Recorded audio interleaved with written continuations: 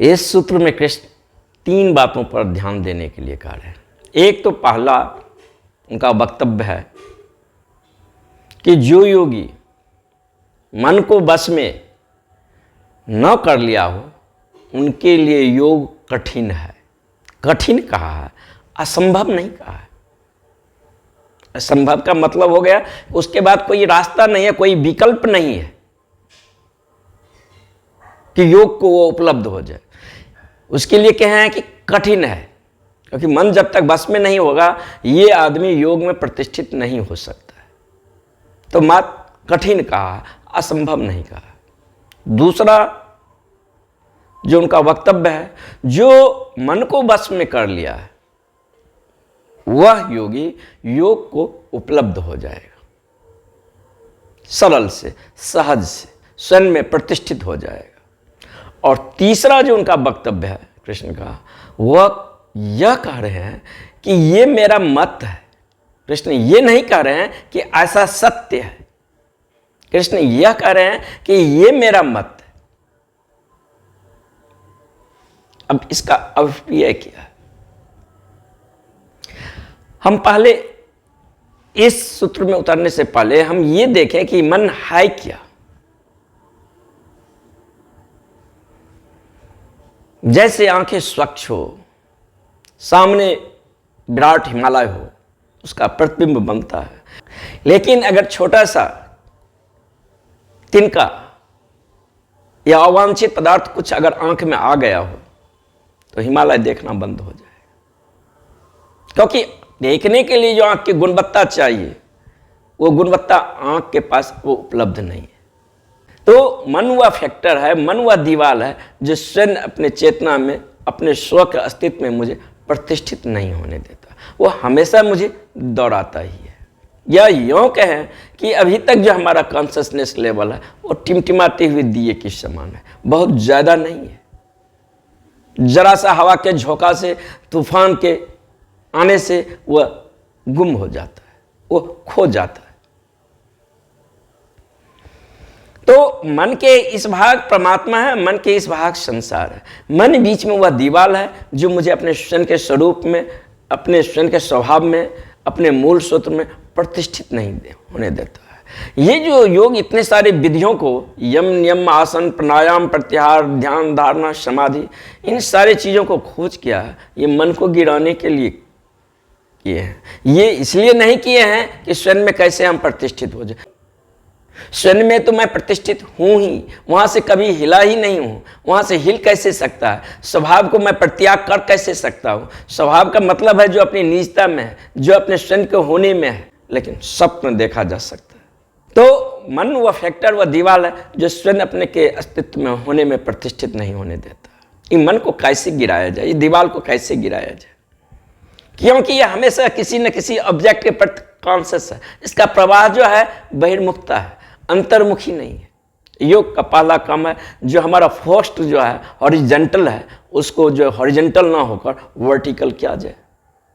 दूसरा उसका मुख्य ये धारणा है जो अभी हमारा ऊर्जा जो क्षैतिज अक्ष में गमन कर रहा है या बाहर गति कर रहा है, उसे अंतर्मुखी कैसे किया जाए। मनुष्य शरीर में अपने अस्तित्व को पाता है तो योग वहीं से शुरू करता है कि शरीर में हम खुद खास प्रकार के परिवर्तन करेंगे तो मन में परिवर्तन अनिवार्य रूपेण आएगा, और मन में भी कुछ खास परिवर्तन करेंगे तो शरीर में भी परिवर्तन आएगा। तो हठ योग शरीर से यात्रा करता है, राजयोग मन से यात्रा करता है। शरीर और मन एक ही रस्सी का 2 छोर है।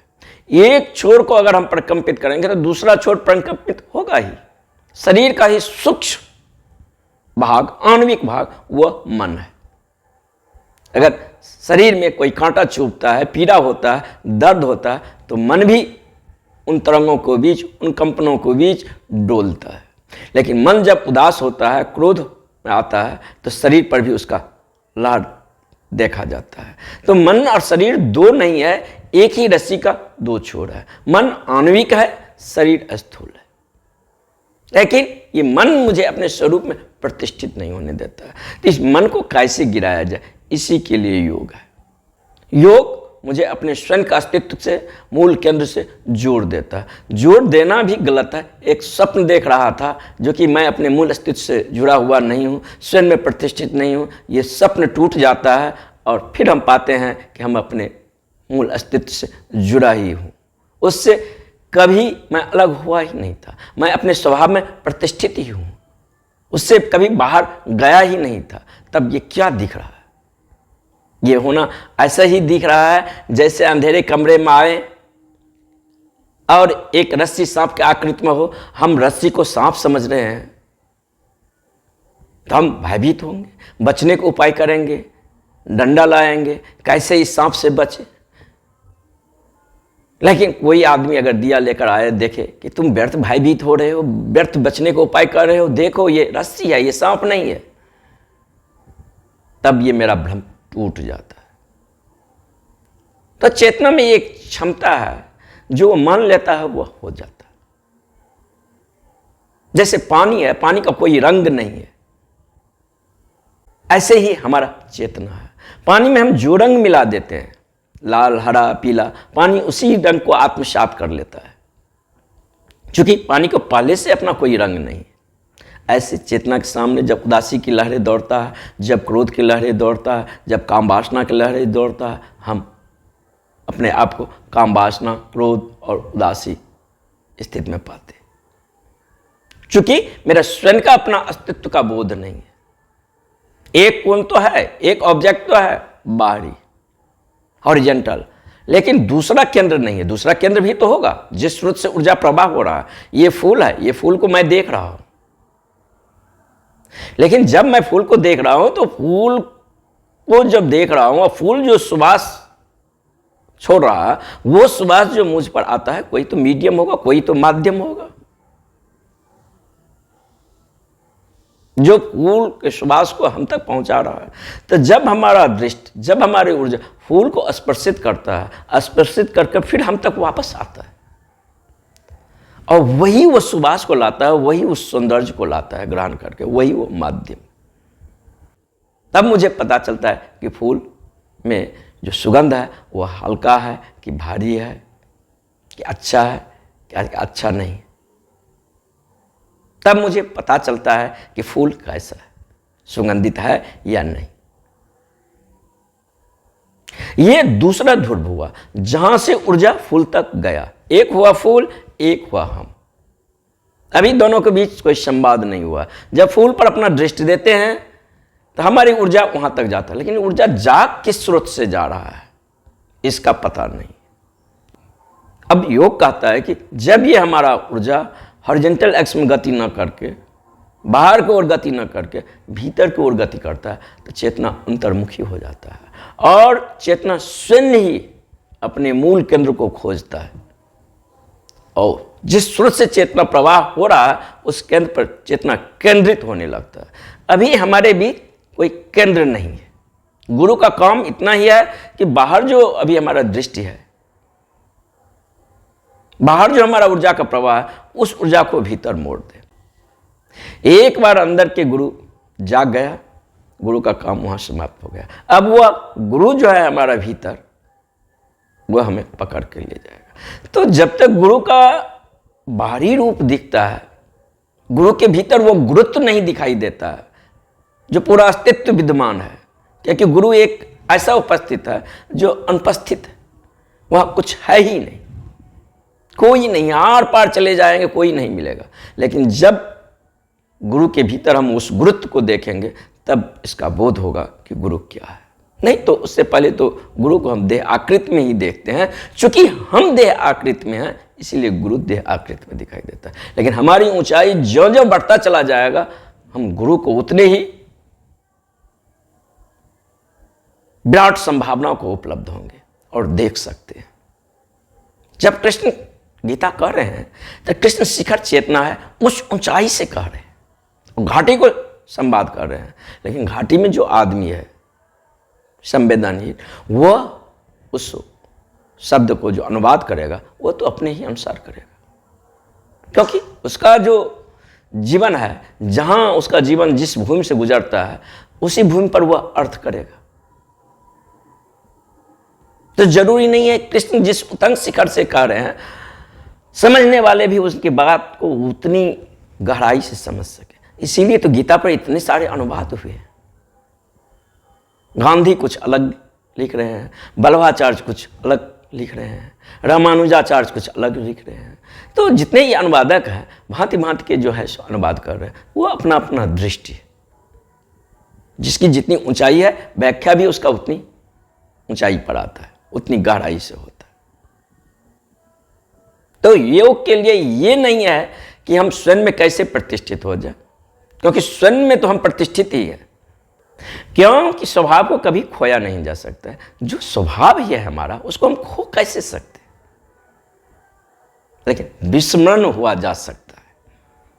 हम कौन हैं इसका विस्मरण हुआ जा सकता है और अपना आइडेंटिफिकेशन हम दूसरे से कर सकते हैं। ये चेतना का संभावना है। तो उसे कैसे स्मरण को उपलब्ध हो जाए, यही योग का काम है। जो हम नहीं हैं उसको काटता है और जो हम हैं उसमें वह प्रतिष्ठित करता है। जो पुरुष मन को बस में नहीं किया है उनके लिए योग को उपलब्ध होना कठिन है, असंभव नहीं है। अभी भी जो वक्तव्य दे रहे हैं कहते हैं कठिन है, असंभव नहीं। दूसरा वक्तव्य है जो योगी मन को बस में कर लिया है उनके लिए योग को उपलब्ध होना सरल है, सहज है, बिल्कुल आसान है। क्योंकि एक बार जब आप मन को बस में कर लिए हैं, आप मन के मालिक हो गए हैं, मास्टर ऑफ माइंड, तो अब आप योग को उपलब्ध हो सकते हैं। क्योंकि अब आपके पास आंख है, उस आंख से देख सकते हैं कि मैं कौन और कौन नहीं। अब आप अपने लिए अनुकूल वातावरण बना सकते हैं जहां आप सहज रह सकते हैं, व्यर्थ कठिनाइयां नहीं आ जाए, व्यर्थ का कोई व्यवधान ना आ जाए।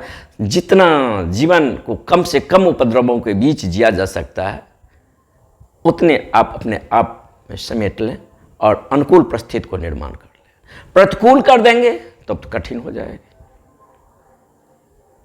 क्योंकि स्वयं के साथ उस समस्वरता को साधने के लिए अभी भी जरूरत है कि हम अपने समस्वरता को कैसे उपलब्ध हो। तो अनुकूल परिस्थिति के साथ, एक बार जब अनुकूल परिस्थिति के साथ सध जाता है तो प्रतिकूल परिस्थिति के साथ भी सध जाता है। तब अब बाजार में भी हो, हिमालय पर हो या जहां भी हो, अब कहीं भी स्वयं में प्रतिष्ठित। तो कृष्ण कह रहे हैं जो योगी स्वयं में प्रतिष्ठित हो गया है, अपना मन का मालकियत प्राप्त कर लिया है, वो योग में प्रतिष्ठित हो सकता है और उसके लिए थोड़ा अनुकूल परिस्थिति हो, सहज, बगीचों के बीच, पक्षियों के कलरव के बीच, फूलों के बीच ध्यान को उपलब्ध होना आसान है। बिल्कुल प्रतिकूल परिस्थितियों के बीच ध्यान को उपलब्ध होना थोड़ा कठिन है। क्योंकि अभी अभी हम जिन मार्गों से होकर गुजर कर आए हैं वह कंपनों का एक भयंकर आहट है। मन क्या है? कंपन। ये कंपन जो है विभिन्न स्तर पर है। जितने आदमी हैं उनका कंपन का दायरा अलग अलग है और उनका विचार का भी दायरा अलग अलग है। हमारा जो विचार है एक कंपन, आप किस प्रकार के विचारों का आसपास जी रहे हैं उसी प्रकार का विचार आपके पास आएगा। अगर आप क्रोध में जी रहे हैं तो आपके पास क्रोध के आसपास का जो थॉट होगा वही आएगा। अगर आप प्रेम में हैं तो आपके पास प्रेम के वर्तुल बनना शुरू हो जाएगा, उसी प्रकार से अस्तित्व आपको प्रतिध्वनि करेगा। अगर आप हिंसा में हैं तो हिंसक के आसपास के थॉट आपको पास आएगा। अगर अहिंसा के विचार से भर गए हैं तो उस प्रकार का थॉट आएगा। हम लोग एक बहुत बड़ा हमारे आसपास विचारों का एक सागर है जो कंपन हमेशा हमारे आसपास से गुजर रहा है। और जैसे रेडियो होता है ट्रांजिस्टर, उसको एक खास प्रकार के ट्यूनिंग करते हैं तो एक खास स्टेशन को पकड़ता है, एक खास प्रकार की ट्यूनिंग करने से एक खास स्टेशन पकड़ा जाता है। ऐसा ही हमारा मन है, किस ट्यूनिंग में है, क्रोध में है कि प्रेम में है कि काम वासना में है। जिस ट्यूनिंग पर हमारा मन होगा उसी प्रकार के हमारे पास विचार आना शुरू होगा, उसी प्रकार के हम स्टेशन को पकड़ लेंगे। तो योग पहला काम जो करता है शरीर पर, दूसरा काम करता है मन पर, तीसरा काम करता है भाव पर, अब तीनों को एक संरेख में लाता है।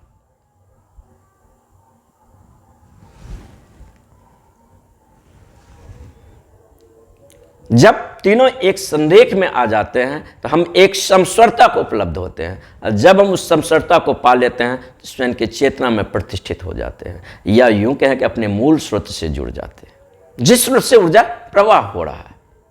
हम जान जाते हैं मैं कौन हूं, फेसलेस फेस, जिसका कोई चेहरा नहीं है, जिसका कोई आकृति नहीं है, जिसका कोई रंग रूप आकार नहीं है।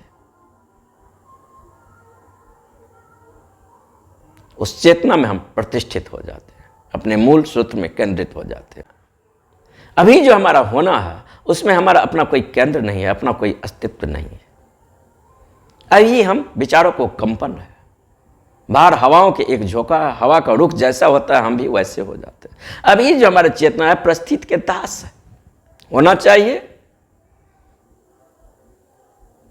मन के हम मालिक होना चाहिए, लेकिन अभी जो है हम मन के गुलाम हैं। परिस्थिति जो हमसे करवा ले हम करने के लिए तैयार है नहीं। अब मान लो एक सामान्य आदमी है और परिस्थिति ऐसा हो गया है, उसे क्रोध करने के लिए कहता है, ये परिस्थिति का दास है। लेकिन अगर यहाँ साधक होगा तो ये निर्णय करेगा, क्योंकि परिस्थिति कह रहा है क्रोध करने के लिए, ये आदेश देगा अपने मन का, एक हफ्ता क्रोध नहीं करूंगा। अभी इस बात को कोई मैसन ही नहीं ले रहा, अब ये मालिक हो गया, क्योंकि परिस्थिति तो कह रहा था काम वासना में उतरने के लिए, लेकिन ये कमांड दिया और उस कमांड के अनुसार जिसका जीवन बढ़ रहा है तो मालिक तो हो गया। तो सामान्य आदमी जो है परिस्थिति के दास, उसके पास अपना कोई विकल्प नहीं है, वह प्रक्रिया में जीता है, रिएक्शन में जीता है। रिएक्शन में जीना एक यांत्रिकरण हो गया, लेकिन साधक जो है वो एक्शन में जीता है, क्रिया में जीता है। उसका जो भी क्रिया होता है प्रक्रिया नहीं होता है, उनके सेल्फ के होने के अस्तित्व से वो आता है। परिस्थिति के अनुसार वो व्यवहार नहीं करता है, उसमें उसकी चेतना का क्या भूमिका है, क्या उस समय क्या जाएगा, उसके अनुसार वह कर रहा है, क्योंकि वो मालिक है स्वयं के। तभी जो हमारा होना है उसमें चेतना नहीं है, या उसे हम यूं कहें कि यांत्रिकरण। तीसरा वक्तव्य कृष्ण कह रहे हैं ऐसा मेरा मत है, ये नहीं कह रहे हैं कि ऐसा सत्य है, क्योंकि सत्य इतना विराट है और इतना बहिर्मुखी है और इतना रहस्य है कि रहस्य को व्यक्त किया ही नहीं जा सकता। जब भी उसे शब्द में बांधा जाता है वो असत्य हो जाता है। जब भी उसे हम किसी कोण से देखते हैं तो बाकी कोण छूट जाता है। बुद्ध पुरुष विभिन्न कोणों से उसे कहने की कोशिश की है, फिर भी एक बार में एक ही कोण से हम पकड़ सकते हैं और कोना छूट जाता है।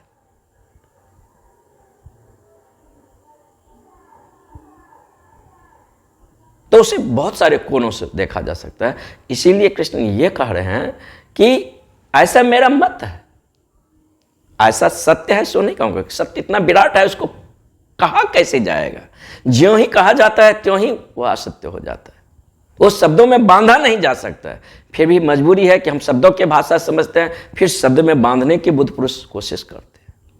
इसीलिए कहें कि ऐसा मेरा मत है, ये नहीं कहें कि ऐसा सत्य। और यही कृष्ण कह रहे हैं, जो एक कृष्ण का, जो एक बुद्ध का, जो एक महावीर को जो संभावना, ये प्रत्येक मनुष्य का संभावना है। संभावना तो है, चाहे संभावना के द्वार पर हम दस्तक दे या न दे, अपने निजता को पुकारे या न पुकारे, लेकिन संभावना तो है। लेकिन एक संभावना ही है, जैसे बीज की संभावना है वृक्ष होने का, लेकिन बीज वृक्ष होगा उसे अनुकूल जमीन चाहिए, नमी चाहिए, सूरज की रोशनी चाहिए, वायु चाहिए, तब वो बीज जो है अपनी संभावनाओं को, वृक्ष होने की संभावनाओं को उपलब्ध हो सकेगा। लेकिन अगर वह नहीं होगा तो जरूरी नहीं है क्योंकि बीज वृक्ष बन जाएगा।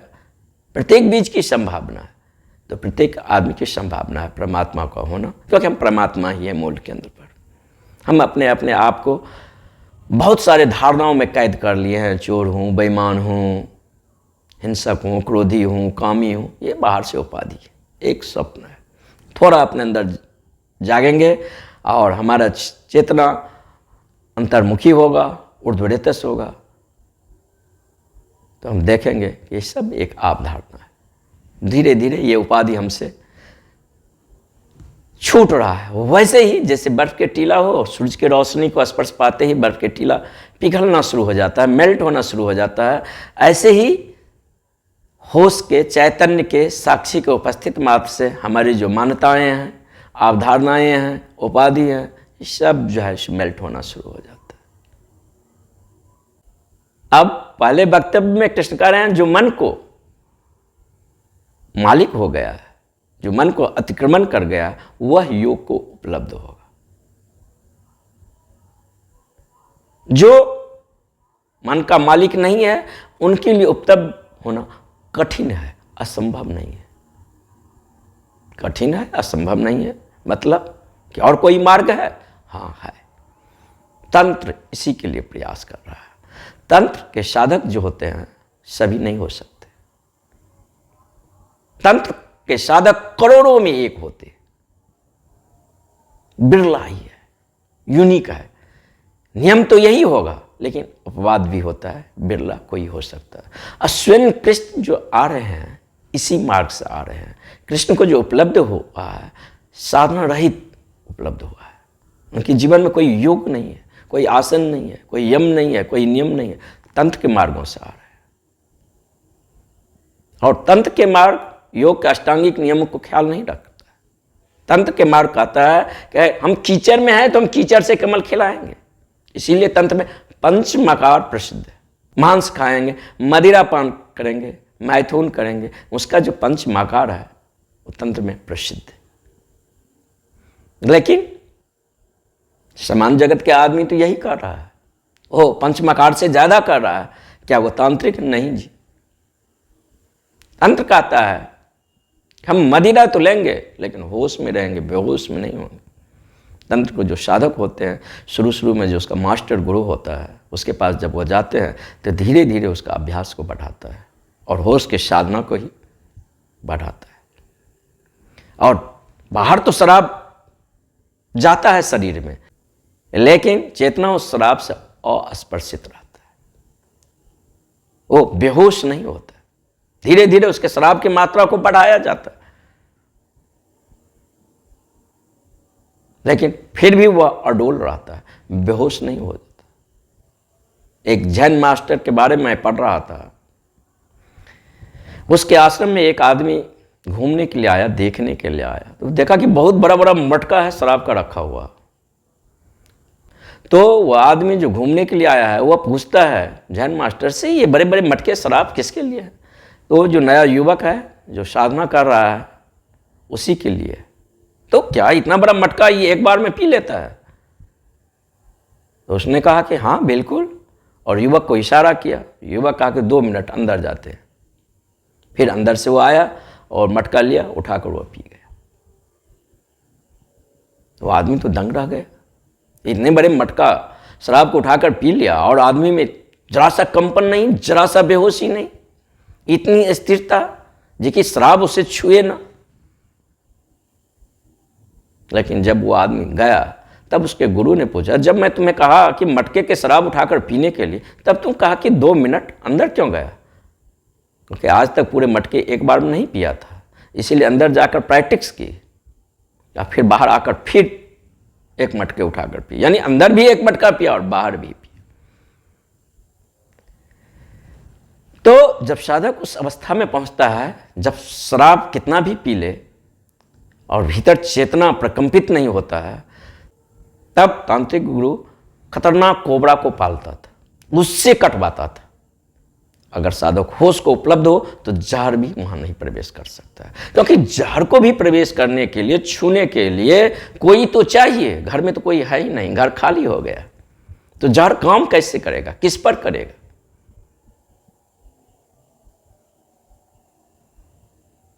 दूसरा उसका जो है मैथुन, अब सामान्य आदमी मैथुन में इतनी उत्तेजना से भर जाते हैं, इतनी उत्तेजना से भर जाते हैं, जब वो जाते हैं तो एक उत्तेजना ही होता है। लेकिन तांत्रिक साधक जब मैथुन में जाता है तो उसका पहला ही जैन मास्टर का कथन है, तांत्रिक गुरु का कथन है, संभोग में तो जाओ लेकिन अस्खलन न हो। अब संभोग में जाएंगे, अस्खलन नहीं होगा तो आफ्टर प्ले नहीं होगा, फोर प्ले होगा। क्योंकि आफ्टर प्ले जो है सो संभोग के बाद वह स्थिति निराशाजनक है, उसमें पश्चाताप है, जो फोर्थ प्ले में मजा आता है। लेकिन आफ्टर प्ले नहीं हो, फोर्थ प्ले की अवस्था में रह जाए, स्खलन न हो, तो हम ऊर्जा से रिक्त नहीं होते हैं। और ये सबसे बड़ी उपलब्धि है, क्योंकि मनुष्य के जगत में जो है 4 केंद्र है। इसी 4 केंद्रों के साथ अगर हम छेड़छाड़ करते हैं तो हम साधना के जगत में पहुंच सकते हैं। एक श्वास, श्वास हम लेते नहीं, श्वास ऑटोमेटिक चलता है। दूसरा नींद है, नींद हम नहीं लेते हैं, नींद आता है तो आता, ना आता है तो नहीं आता, ये भी प्राकृतिक है। तीसरा भूख, भूख भी लगता है तो लगता है, ना लगता है ना लगता है, ये भी हम नहीं करते। चौथा मैथुन। इन्हीं 4 गहरे केंद्रों के द्वारा अपने स्वयं के होने में हम प्रतिष्ठित हो सकते हैं। तो तंत्र काम से जा रहा है, काम में तो जाओ, उत्तेजना नहीं होना चाहिए। जब भी उत्तेजना आ गया तांत्रिक गुरु रोक देगा। अस्खलन नहीं होना चाहिए, वापस आ जाओ, जैसे गए वैसे कुमारा का कुमारा वापस आ जाओ। यानी काम उसे स्पर्शित नहीं किया, वह ब्रह्मचर्य को उपलब्ध हो गया। मांस खाएंगे, मांस खाएंगे, लेकिन मन में ये विचार नहीं करेंगे कि मांस खाते हैं कि क्या खाते हैं। जब मन में विचार ही नहीं चलता है भेज कि नॉन भेज, तब आप क्या खा रहे हैं नहीं खा रहे हैं, इसका प्रक्रिया, इसका क्रिया का जो परिणाम होगा वो होगा ही नहीं। क्योंकि पूरा जो देशना है, मन में जो प्रतिबिंब बन रहा है उसी पर रिएक्शन हो रहा है। क्योंकि मन में जैसा थॉट होता है बॉडी में वैसा रिएक्शन होना शुरू हो जाता है। मन का थॉट बदला, बॉडी का रिएक्शन बदला। मन का जैसा थॉट होगा वैसे हमारा कंपन होगा। अगर हम मन के थॉट बदल देते हैं तो हमारा कंपन का लेयर बदल जाता है। तो हर एक आदमी का मन का जो अवस्था है, विचारों की जो अवस्था है, निगेटिव विचार है, एक पॉजिटिव विचार में बह रहा है, या लाइट थॉट में है कि हैवी थॉट में है, किस प्रकार उसका थॉट लेवल है। बहुत प्रकार का रिदम है, बहुत प्रकार का उसका कंपन है। किस प्रकार का हमारा थॉट है उसी प्रकार का हमारा वाइब्रेशन होता है, उसी प्रकार के शरीर में केमिकल बनता है। तो थॉट प्रोसेस बदला तो केमिकल प्रोसेस निश्चित ही बदल जाता है शरीर में। एक खास प्रकार के थॉट के साथ एक खास प्रकार का आभा मंडल होता है, एक खास प्रकार के थॉट के साथ एक खास प्रकार का आभा मंडल होता है। तो ये आभा मंडल हमारा कह रहा है कि हमारा पर्सनैलिटी क्या है, हमारा लेवल क्या है।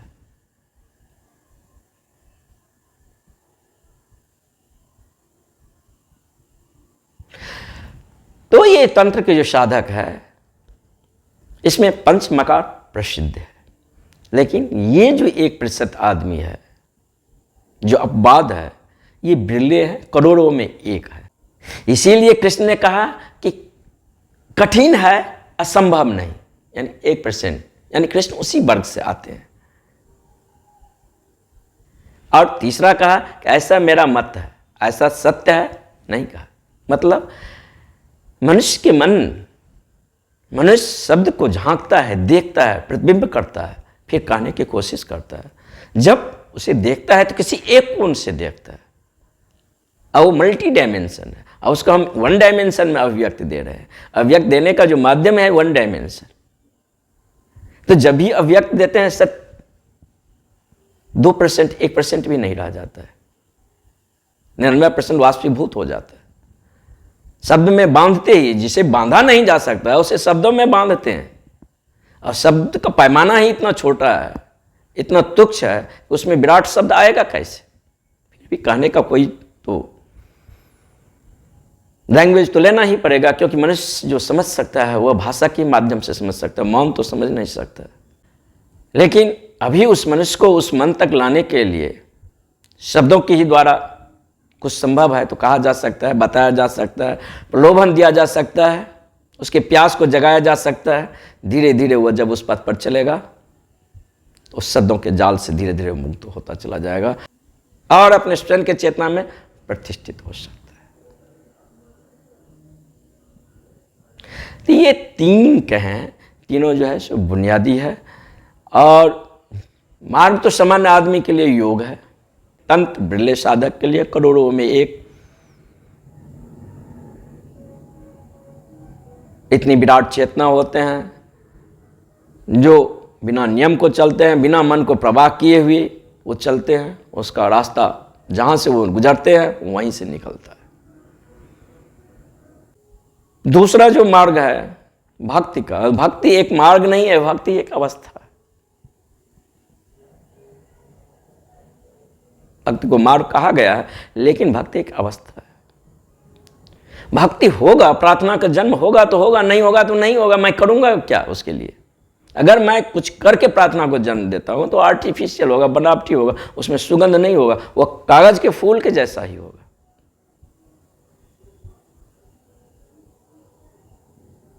हो सकता है आज इस क्षण मेरे भीतर वो प्रार्थना का जन्म हुआ है, 2 दिन नहीं होगा, नहीं होगा।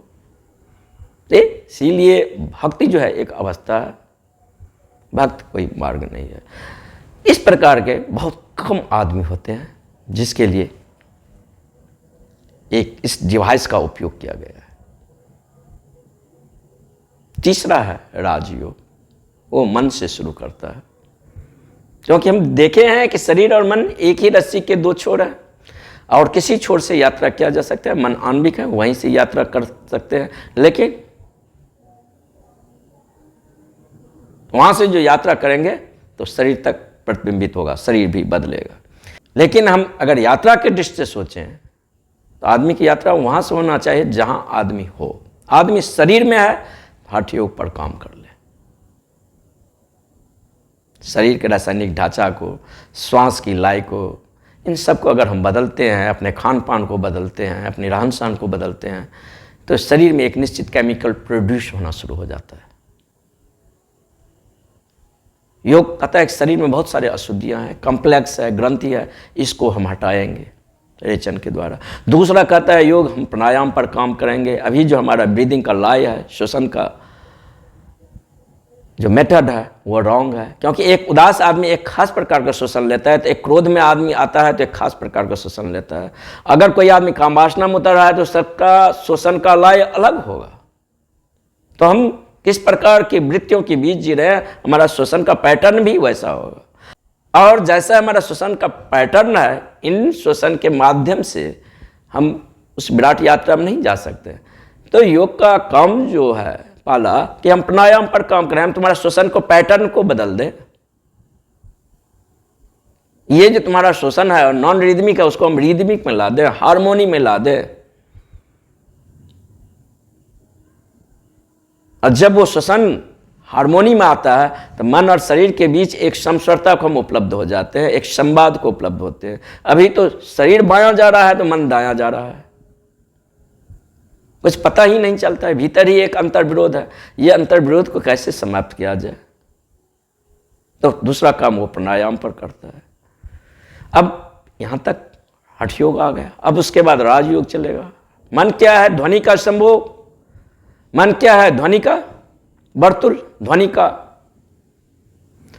अब दूसरा जो मार्ग है राजयोग का, राजयोग यहां से शुरू करता है।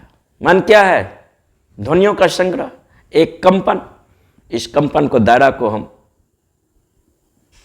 बदलेंगे। जब हमारा कंपन हार्मोनी हो जाएगा, जब हम अपने कंपनों के बीच एक सामंजस्य को उपलब्ध होंगे, तब चेतना स्वयं के संरेख में आएगा और अपने स्वयं में प्रतिष्ठित होगा। तो बहुत सारे मार्ग हो सकते हैं। इसीलिए कृष्ण कहे हैं कि जो योगी मन को बस में नहीं किया है उनके लिए कठिन है, असंभव नहीं। दूसरा दिए हैं जो बस में कर लिया है उनके लिए सरल है, सहज है, अनुकूल परिस्थिति दे, मौसम अनुकूल कर दे, अनुकूल व्यवस्था दे दे। तीसरा कहा कि मेरा मत है, ऐसा सत्य नहीं।